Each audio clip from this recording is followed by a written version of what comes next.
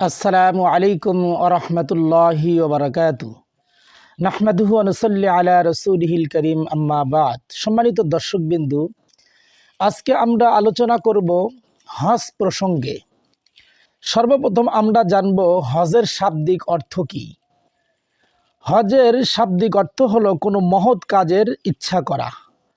পারিভাষিকভাবে হজ বলা হয় নির্দিষ্ট দিনে নিয়তসহ ইহরাম অবস্থায় আরাফার ময়দানে অবস্থান করা এবং বাইতুল্লাহ শরীফ তওয়াফ করা।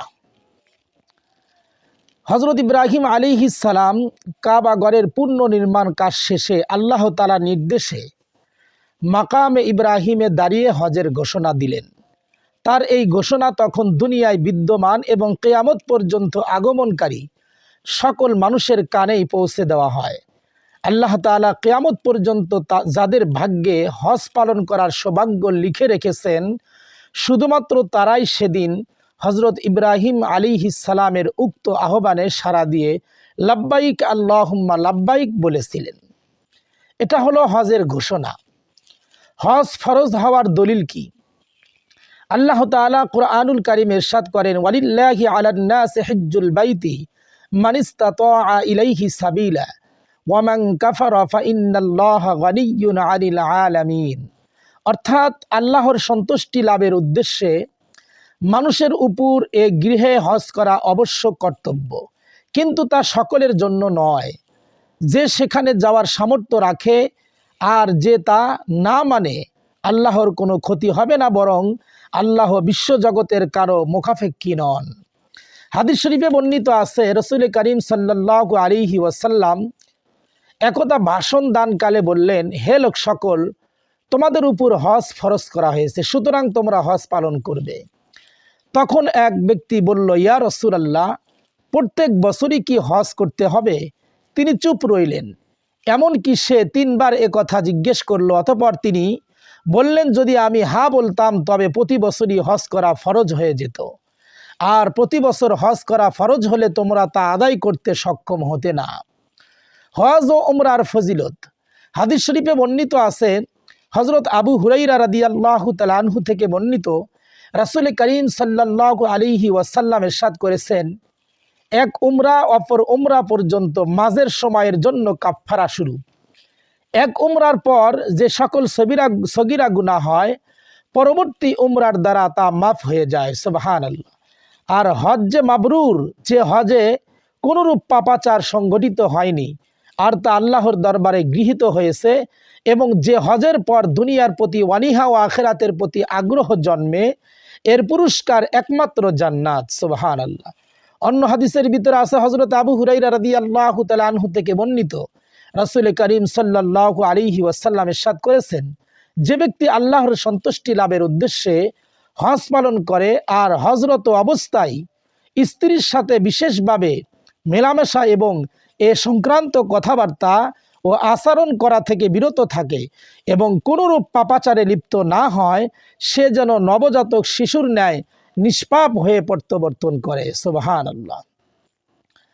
এরপরে আমরা জানব হজ কত প্রকার এবং কি কি। হজ হলো 3 প্রকার। 1 নম্বর হজে ইফরাদ, তথা হজের সফরের সময় মিকাত অতিক্রম করার পূর্বে শুধুমাত্র হজের নিয়তে ইহরাম বাঁধবে। এই ইহরাম 10ই জিলহজে রমির অর্থাৎ শয়তানকে কঙ্কর নিক্ষেপের পর চুল কাটা পর্যন্ত অব্যাহত থাকবে। এই প্রকার হজের সাথে উমরা করা যাবে না, শুধু হজ করে চলে আসবে। কোরবানি করাও ওয়াজিব নয়, বরং মুস্তাহাব। এটাকে হজ্জে ইফরাদ বলা হয়। 2 নম্বর হলো হজ্জে তামাত্তু, অর্থাৎ হজের সফরের সময় মিকাত অতিক্রম করার পূর্বে শুধুমাত্র ওমরা করার নিয়তে ইহরাম বাঁধবে এবং মক্কায় পৌঁছে ওমরার কাজগুলো করে চুল কেটে ইহরাম মুক্ত হয়ে যাবে। এরপর 8ই জিলহজ বা তার পূর্বে মক্কা শরীফ থেকে হজের নিয়তে ইহরাম বাঁধবে এবং 10ই জিলহজে রমির পর দমে শুকুর বা হজ্জে কুরবানির সেরে চুল কাটা পর্যন্ত এই ইহরাম অব্যাহত থাকবে। এই প্রকার হজ পালনকারীর জন্য দমে শুকুর বা হজের কুরবানি করা ওয়াজিব। এটাকে বলা হয় হজ্জে তামাত্তু। 3 নম্বর হলো হজ্জে কিরান, তথা হজের সফরের সময় মিকাত অতিক্রম করার পূর্বে একই সাথে উমরা ও হজের নিয়তে ইহরাম বাঁধবে। মক্কা শরীফ পৌঁছে উমরার কাজগুলো সম্পাদন করে চুল না কেটে ইহরাম অবস্থায় থাকবে।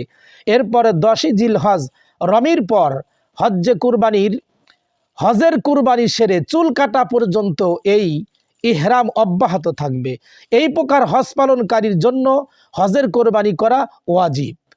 এই 3 প্রকার হজের মধ্যে ইমাম আবু হানিফা রহমাতুল্লাহি আলাইহির এর অভিমত হলো হজ্জে কিরানটাই হলো উত্তম। কিন্তু যদি দীর্ঘ ইহরামের নিষেধাজ্ঞাবলী সঠিকভাবে পূর্ণ করতে না পারে তাহলে হজ্জে তামাত্তু করে নেওয়াটাই হলো উত্তম। কোন লোকের উপর হজ ফরজ? প্রত্যেক প্রাপ্তবয়স্ক সুস্থ ও সামর্থ্যবান নারী পুরুষ মুসলমানের উপর জীবনে একবার হজ করা ফরজ। অর্থাৎ যার কাছে পরিমাণ সম্পদ আছে যে যা দিয়ে হজের খরচ হয়ে যায় এবং হজ থেকে ফিরে আসা পর্যন্ত নিজ পরিবার পরিজনের প্রয়োজনীয় হাজত পূর্ণ হয়ে যায় এমন ব্যক্তির উপর হজ করা ফরজ। কি পরিমাণ সম্পদ থাকলে হজ ফরজ হয়? যে ব্যক্তির কাছে নিত্য প্রয়োজনীয় জিনিসের অতিরিক্ত এ পরিমাণ সম্পদ থাকে যে সে এর দ্বারা মধ্যমভাবে অর্থাৎ মধ্যম মানের যানবাহন ও থাকা খাওয়ার ব্যয় নির্বাহ করে মক্কা মুকাররমা গিয়ে হজ কার্য সম্পাদন করে ফিরে আসতে পারবে এবং তার পরিবারের অবস্থা অনুযায়ী মধ্যম মানের ভরণ পোষণের খরচও দিয়ে যেতে পারবে, তাহলে তার উপর হজ ফরজ। সম্মানিত দর্শকবিন্দু, এ পর্যন্ত আমরা হজের গুরুত্বপূর্ণ কিছু কথা আলোচনা করলাম। বাকি হজের কিছু জরুরি মাসলা মাসাইল নিয়ে আমরা পরবর্তী পর্বে আলোচনা করব ইনশাআল্লাহ। আমাদের সাথে থাকার জন্য ধন্যবাদ। আসসালামু আলাইকুম ওয়া রাহমাতুল্লাহি ওয়া বারাকাতুহু।